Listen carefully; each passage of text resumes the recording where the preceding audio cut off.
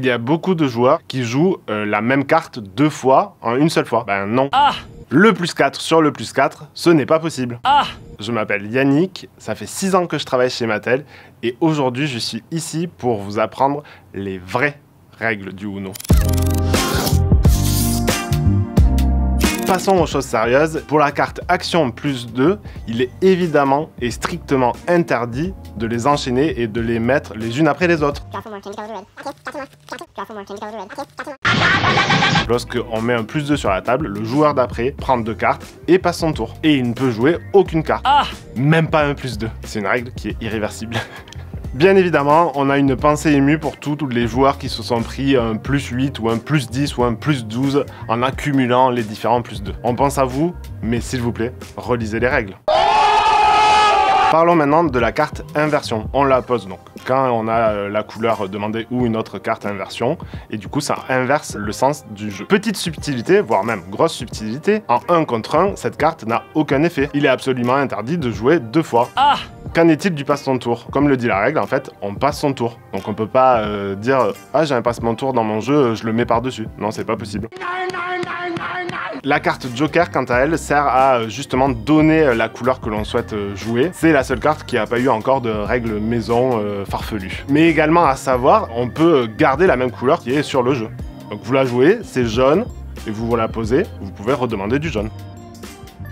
En ce qui concerne la carte plus 4 ou Super Joker ou encore le briseur d'amitié, la règle est simple, en fait, on peut la poser que si on n'a pas la couleur demandée. Ah!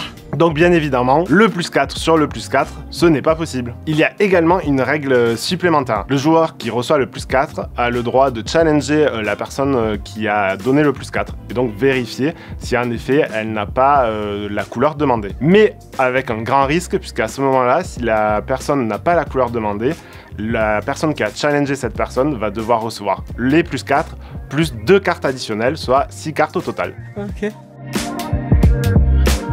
Il y a beaucoup de joueurs, et je suis sûr parmi vous également, qui jouent la même carte 2 fois en une seule fois. Ben non, sur le Uno classique, on ne joue qu'une seule carte à chaque tour. On nous demande souvent si on peut finir par les cartes noires. Bien sûr que oui, on peut finir par une carte noire. Imaginez, vous finissez par le plus 4, comme ça la personne d'après prend plus 4 cartes avec du coup des comptages de points qui vont être bénéfiques pour vous. L'une des règles principales du Uno, c'est de jouer à son tour.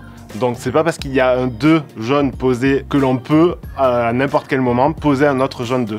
Ce n'est pas possible. Du coup, lorsqu'on n'a pas une carte que l'on peut jouer ou que l'on décide de ne pas jouer, il est autorisé de piocher une carte et de jouer la carte sur le champ. L'une des autres règles, bien évidemment, est à la fin, quand il nous reste plus qu'une carte en main, et de dire Uno. Lors d'un contre Uno, la personne qui n'a pas dit Uno doit piocher du coup 2 cartes et pas une seule. Déjà, le but du jeu, je suis pas sûr que tout le monde sache que il faut faire 500 points et que c'est celui qui fait 500 points à la fin.